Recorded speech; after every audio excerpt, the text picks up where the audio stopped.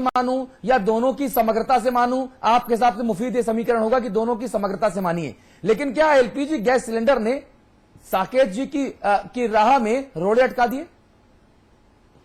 लेकिन जो ये चुनाव था, टिहरी का चुनाव, इस चुनाव में तो प्रदेश सरकार की मुख्यमंत्री जी के काम को लेकर था, क्योंकि उन्होंने जो वायदे किए थे 6 महीने के अंतर्गत, उन वायदों को पूरा नहीं करा। दूसरा, केंद्र सरकार का जो भ्रष्टाचार और महंगाई का जो मुद्दा था, वो भी आम जनता के बीच में था। भारतीय जनता पार्टी ने हमारी पिछली सरकार में हमने क्या काम किया, वर्तमान सरकार ने जो 6 महीने के अंदर के क्या काम किया, इसको लेकर हम जनता के बीच में गया और जनता ने यही कि भारतीय जनता पार्टी के जो काम किए थे, उन कामों को इन्होंने बदल दिया गया था, उन निर्णयों को बदल दिया था। जो जैसे हमें चावल दे रहे थे 10 किलो, एपीएल को भी दे रहे थे, वो बिल्कुल इन्होंने बंद कर दिया था। जिस प्रकार से अलग अलग जो योजना, बहुत सारी योजना थी जो प्रदेश के लोक जनकारी कल्याण योजना, उन योजनाओं को भी इन्होंने बिल्कुल रोक लगा दी।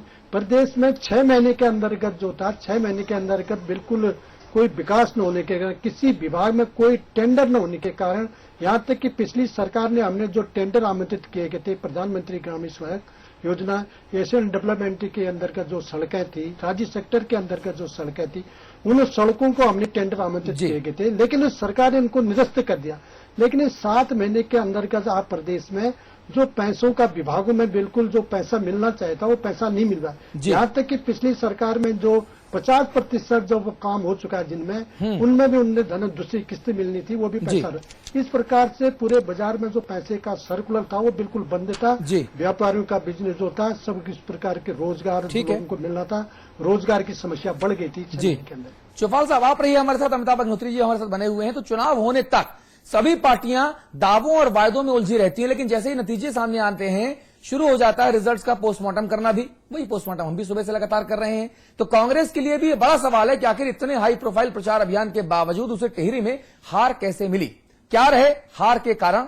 समाचार प्लस संपादकीय टीम ने आपको समझाने की कुछ एक कोशिशें की हैं, ये देखिए।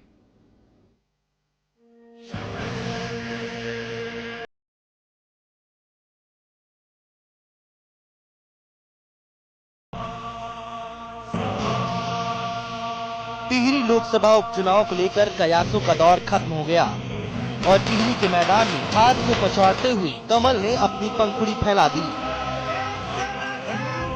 और इसी के साथ तेरा के टोटके को लेकर चल रही जद्दोजहद भी खत्म हो गई। दरअसल अंक 13 उत्तराखंड के मुख्यमंत्री विजय बहुगुणा के लिए हमेशा से लकी रहा है। उन्होंने सूबे की कमान 13 मार्च को संभाली। फिर जब सितारगंज चुनाव की बारी आई तो नामांकन के लिए भी उन्होंने 13 जून का दिन चुना और जब सितारगंज की जनता ने उन्हें जिता दिया तो विधायक पद की शपथ भी उन्होंने 13 अगस्त को ही ली। इससे पहले सितारगंज चुनाव का रिजल्ट भी 13 जुलाई को आया था। तो कांग्रेस को उम्मीद थी कि उनके बेटे साकेत बहुगुणा की पहली चुनावी दस्तक में ये 13 का अंक कमाल दिखाएगा, क्योंकि मतगणना के लिए 13 अक्टूबर की तारीख तय थी। लेकिन पासा उल्टा पड़ गया। उधर हमेशा से 13 के अंक का दंश झेल रही भारतीय जनता पार्टी के लिए इस बार ये अंक खुशियों की सौगात लेकर आया और टिहरी से रानी माला राजलक्ष्मी ने अपने पहले ही चुनावी अभियान में कांग्रेस को धूल चटा दिया। हमारे पार्टी को, हमारे लोगों को, हमारे कार्यकर्ता को और हमारे पूरे टिहरी लोकसभा। आपको बता दें कि इसी 13 के अशुभ योग ने केंद्र में अटल बिहारी वाजपेयी की सरकार को खूब छकाया था। 13 दिन और 13 महीने की सरकार ने इस संघ को इतना अशुभ बना दिया था कि बीजेपी इससे बचती नजर आ रही थी। लेकिन इतिहास बनते हैं बदलने के लिए और टिहरी की जनता को इसका श्रेय जाता है कि उन्होंने 13 के मिथक को तोड़ते हुए बीजेपी के लिए एक नई शुरुआत कर दी है। राहुल शेखावत, देहरादून, समाचार प्लस। जी, दरअसल ये 13 का टोटका था। मुख्यमंत्री जी के लिए 13 अंक बड़ा शुभ था, लेकिन उसी 13 अंक ने उनके बेटे को नाप दिया। 13 का जो टोटका है वो साकेत बहुगुणा के लिए फायदेमंद साबित नहीं हुआ, ये वो रिपोर्ट हमने दिखाई। लेकिन हार के जो कारण हैं वो अभी भी सरप्राइज हो सकता है आपके लिए। किस वजह से कांग्रेस हारी, कहां बिसात उल्टी पड़ गई, पासों ने कहां साथ छोड़ दिया साकेत बहुगुणा का, तो ये देखिए।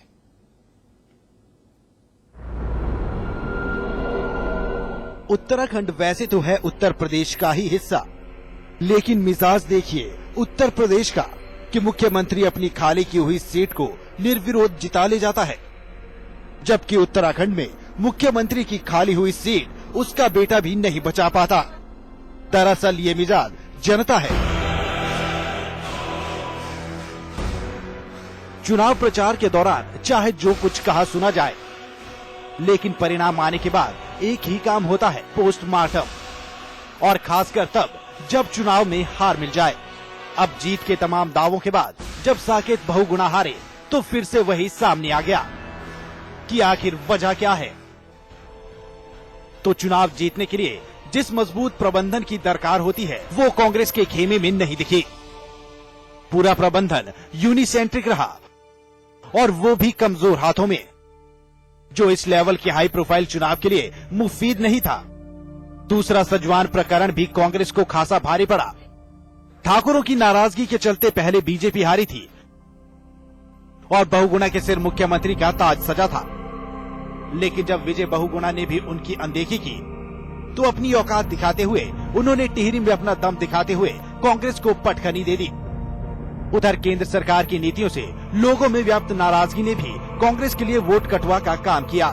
गैस के दामों में इजाफा और उसकी राशनिंग, डीजल की कीमतों में जबरदस्त इजाफा, प्रमोशन में आरक्षण के मुद्दे पर सरकारी कर्मचारियों में सरकार के खिलाफ गुस्से ने भी कांग्रेस का पत्ता साफ करने में महत्वपूर्ण भूमिका निभाई। बाकी काम नेताओं के बड़बोलेपन ने पूरा कर दिया। बीजेपी प्रत्याशी रानी राजलक्ष्मी को गुड़िया और मटेरियल करार देने वाले बयानों से खासकर महिलाओं में खासी नाराजगी थी, जो आखिरकार वोटिंग के दिन कांग्रेस के खिलाफ गई। लेकिन एक ऐसी हालत में जब केंद्र और राज्य दोनों जगह सरकार आपकी है और फिर भी एक उपचुनाव भी नहीं जीत पाते, तो सवाल आपकी सत्ता पर भी उठता है।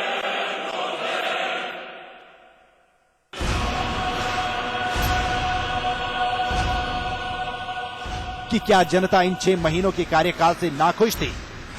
एक और महत्वपूर्ण बात है जिसका जिक्र करना जरूरी है, वो ये कि चुनाव से पहले बहुगुणा साहब ने ठाकुर लॉबी में धमक रखने वाले और बीजेपी से 6 बार विधायक रह चुके मातवर सिंह कंडारी को अपने पाले में खींचा था, इस मुराद से कि ठाकुर वोट उनके हिस्से आएंगे। लेकिन जिन 2 विधानसभा सीटों पर उनका असर होना था वहां दिखा नहीं।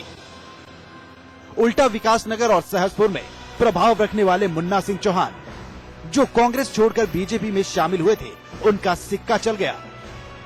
ये वो सारे पहलू हैं जो कांग्रेस के खिलाफ गए और कमोबेश कांग्रेस के इन्हीं नकारात्मक पहलुओं का महारानी को फायदा मिला।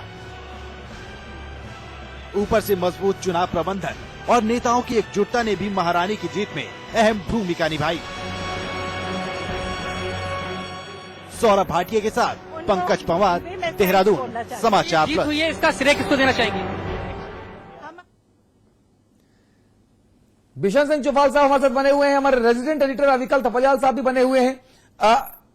बिशन सिंह चुफाल साहब, बस मुझे ये बता दीजिए, अब इस हार के बाद जाहिर तौर पर असंतुष्टों की जो तादाद कांग्रेस पार्टी के भीतर है वो और बढ़ेगी।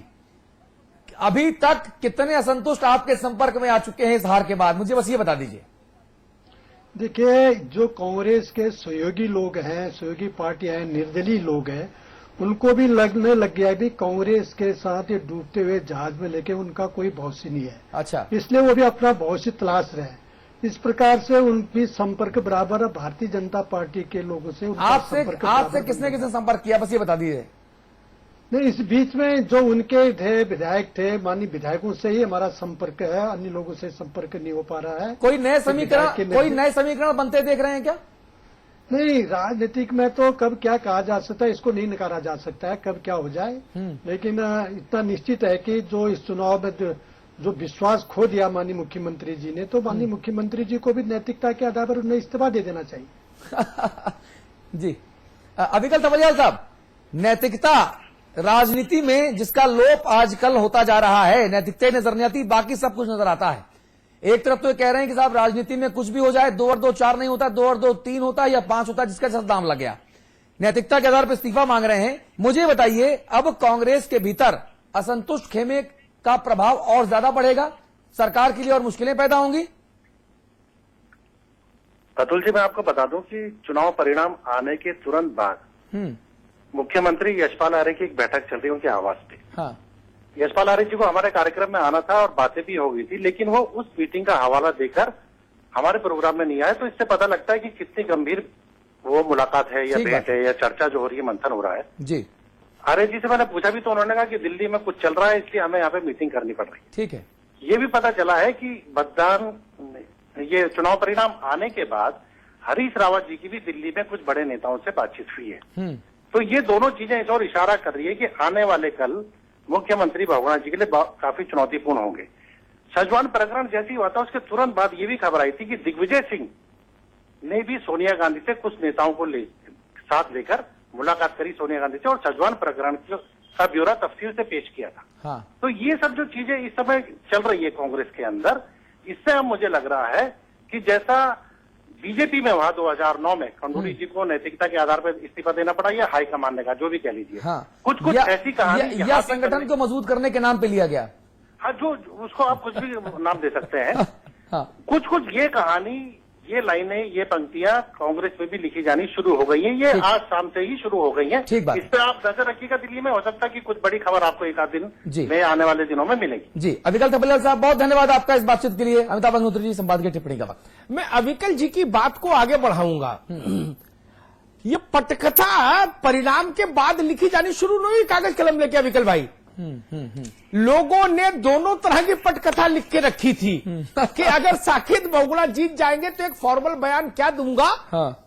और अगर हार गए तो क्या फिर राजनीति को किस दिशा में ले जाएंगे। जी। चुफाल साहब के चेहरे की मुस्कान बता रही है कि अभी तो केवल झांकी है, बाकी फिल्म बाकी है। ये जो मसला है ये छोटा चुनाव था। इससे जीत से विजय बहुगुणा जी कम से कम निष्कंटक होते कुछ समय के लिए। इस हार से दिल्ली को फर्क नहीं पड़ा, सरकार को, मनमोहन सिंह की, लेकिन बहुगुणा जी की सरकार को फर्क पड़ता है। मैं देख रहा हूं कि फर्क पड़ता है। जी।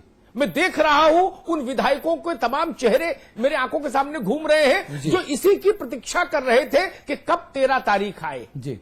तो ये जो 13 तारीख जो निर्णय लेकर आई है, यह असंतुष्टों को, निर्दलियों को, छोटे दलों को पुनर्विचार के लिए प्रेरित कर रही है। हालांकि वो पुनर्विचार तो लंबे समय से कर रहे हैं और इसीलिए आप देखिए भगत सिंह कोश्यारी कांग्रेस के तमाम असंतुष्टों के, छोटे दलों के विधायकों के संपर्क में लगातार हैं। हालांकि आप उनसे पूछिएगा तो वो कहेंगे कि तो रिश्ते नाते की बात है, जैसा खंडूरी जी कह रहे थे।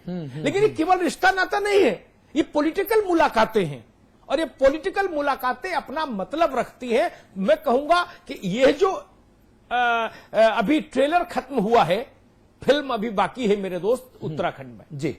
तो उत्तराखंड में जो आज नतीजे आए, जो काउंटिंग हुई, सुबह 7 बजे से लगातार हम आपके अपने चैनल समाचार प्लस पर मेगा कवरेज पेश कर रहे थे, सिर्फ आपके लिए खास तौर पे। उम्मीद करते हैं कि आपको हमारा ये मेगा कवरेज पसंद आया होगा। आपकी जो भी राय है, आपकी जो भी सलाह है, आप हमें भेज सकते हैं। हमारा जो ईमेल का पता है वो samacharplusnoida@gmail.com है। हमारी वेबसाइट है www.samacharplus.com।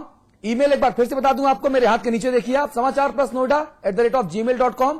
आप इस पर अपनी बेबाक राय हम तक पहुंचा सकते हैं। हमारा फोन नंबर हमारे हाथ के नीचे जो सफेद वाली पट्टी है उस पर लगातार चल रहा है, आप उस पर हमें फोन कर सकते हैं। 01204646 ये हमारा फोन नंबर है। आप हमें फोन करें, ईमेल करें और आप और क्या चाहते हैं हमसे, हमारी संपादकीय टीम से, आपके लोकप्रिय चैनल समाचार प्लस से आप जरूर ईमेल करें, फोन करें। आपकी बेबाक राय का स्वागत है। नमस्कार।